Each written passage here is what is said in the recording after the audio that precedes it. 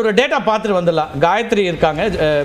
ஒரு ஜார்க்கண்டோட எண்ணிக்கைகளை பார்க்கலாமா காயத்ரி? ஜார்க்கண்டில் என்ன மாதிரி டிவைட் இருக்குது ஜார்க்கண்ட்? எஸ், வணக்கம் கார்த்திகை செல்வன். இப்போ ஜார்க்கண்டை பொறுத்த வரைக்கும் இப்போ இருக்கிற ட்ரெண்டிங் பார்க்குறோம். ஓவராலாக வந்து இந்த 81 இடங்களில் இந்தியா கூட்டணி வந்து 48, என்டிஏ தரப்புலேருந்து 32 மாறி இருக்கு. இப்போ அடுத்தடுத்த முன்னணி நிலவரங்கள் தொடர்ந்து வந்துட்டு இருக்கிறதுனால ஸோ இப்போ இந்த ஜார்க்கண்டில் முக்கியமாக பார்க்க வேண்டியது இந்த காஸ்ட் பேஸ்டு ஓட்டு தான். அதுதான் வந்து நிறைய தொடர்ந்து நம்ம பேசிகிட்டே இருக்கோம்.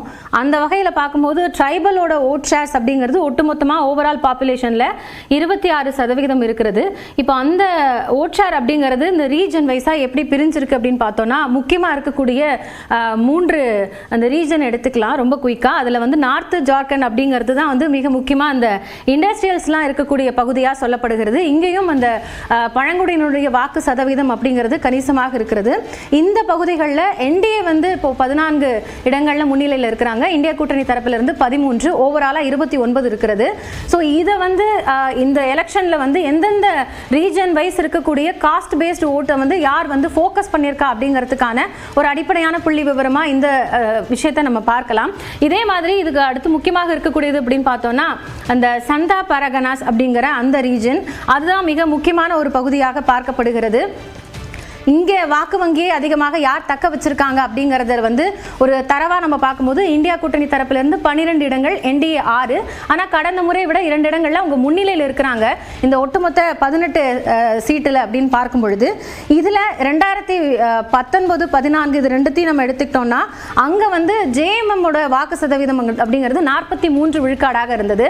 ஆனால் பிஜேபி செக்யூர் பண்ணியிருந்தது இந்த 2 வருடங்களையும் சேர்த்து 37லேருந்து 39, கிட்டத்தட்ட 2% அவர்களுடைய அந்த வாக்கு வங்கி அப்படிங்கிறது அதிகரிச்சிருந்தது. ஸோ இந்த பகுதி அப்படிங்கிறது கவனம் செலுத்தக்கூடிய ஒரு பகுதியாக இருந்தது. இங்கிருந்து தான் வந்து மிக முக்கியமான வாக்குகள் வந்து கிடைக்கக்கூடும் அப்படின்னு எதிர்பார்க்கப்பட்டது. ஸோ அந்த அடிப்படையில் பார்க்கும் பொழுது இந்தியா கூட்டணி தரப்பிலிருந்து 12 இடங்கள் அப்படிங்கிறது இப்போதைக்கு முன்னணி நிலவரங்களை பொறுத்து பார்க்கும் பொழுது அவங்க இந்த இடத்துல வந்து அந்த ஓட் பேங்கை வந்து செக்யூர் பண்ணியிருக்காங்களா அப்படிங்கிற ஒரு கேள்வியும் இருக்கு.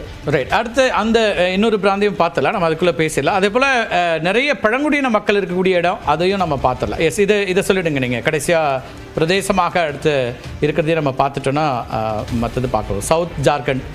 சவுத் ஜார்க்கண்டை பார்த்துட்டு எஸ் ரீஜனில் அடுத்து நம்ம சவுத் ஜார்க்கண்டை பார்த்துடலாம். சவுத் ஜார்க்கண்ட் அப்படிங்கிறதுமே வந்து மிக முக்கியமான ஒரு பகுதியாக இருக்கிறது. கிட்டத்தட்ட அதிக அளவிலான பழங்குடியின வாக்குகளை வந்து கொண்டிருக்கக்கூடிய ஒரு ரீஜன் அப்படின்னா வந்து இந்த சவுத் ஜார்க்கண்ட் தான் சொல்லணும். அது மட்டும் இல்லாமல் இந்த பகுதிகளில் இருக்கக்கூடிய வாக்கு சதவிகிதம் அப்படிங்கிறது நிறைய ஃபேக்டர்ஸ்னால பிரியக்கூடும் அப்படிங்கிறது தேர்தல் கணக்குகளாக இருந்தது. ஒட்டுமொத்தமாக 34 பகுதிகள் இருக்கிறது. அதில் இந்தியா கூட்டணி 23 இடங்கள்ல முன்னிலையில் இருக்கிறாங்க. கவனிக்க வேண்டிய ஒரு விஷயம், கடந்த முறை விட 2 இடங்கள்ல அவங்க கூடுதலாக இருக்கிறாங்க. அதே மாதிரி என்டிஏ கூட்டணிக்கும் கூட ஒரு இடம் அப்படிங்கிறது முன்னிலைக்கு நிலவரத்தை பொறுத்த மட்டும் இது கூடுதலாக பார்க்கப்படுகிறது.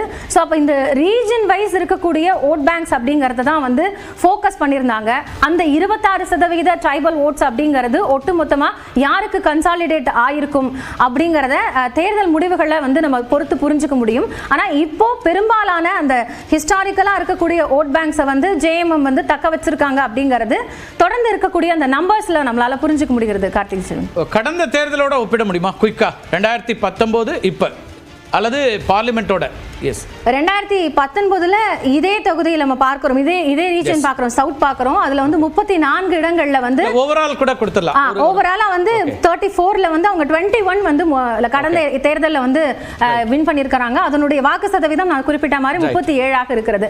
ஸோ இந்த தேர்தலில் தான் இப்போ அடுத்து வந்து 24ல தான் இதே இந்த ரீஜனை நம்ம பார்க்கும்போது அந்த நம்பர்ஸ்ல அவங்க 23ல லீடிங்ல இருக்காங்க. டோட்டல் ஜார்க்கண்ட் எப்படி ஒர்க் ஆயிருக்கு பார்லிமெண்ட் எலெக்ஷனோட கம்பேர் பண்ணி சொல்லுங்க. ஓகே, இப்போ இது ஒட்டுமொத்தமா இருக்கக்கூடிய இந்த 2024, இப்போ 2014ல நம்ம வந்து அதை தேர்தல் நிலவரம் எப்படி இருந்தது அப்படின்னு பார்க்கலாம். அந்த சட்டமன்ற தேர்தலில் 81 தொகுதிகளில் பிஜேபியினுடைய வாக்கு சதவீதம் அப்படிங்கிறது 37க்கு 31.